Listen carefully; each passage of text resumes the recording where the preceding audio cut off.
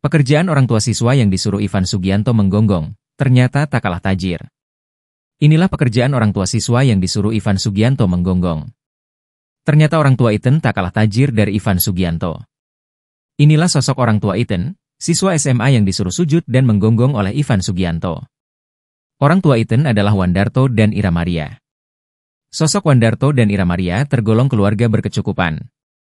Hal itu terlihat dari lokasi tempat tinggal Ethan yakni di perumahan mewah Pakuwon City, Surabaya, Jawa Timur.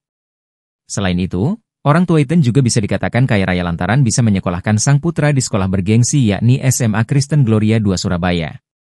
Berdasarkan informasi di laman biaya.co.id, biaya sekolah di SMA Gloria II terbilang fantastis. Uang gedung di sekolah tersebut mencapai Rp29 juta dan biaya SPP bulanannya adalah Rp2.350.000.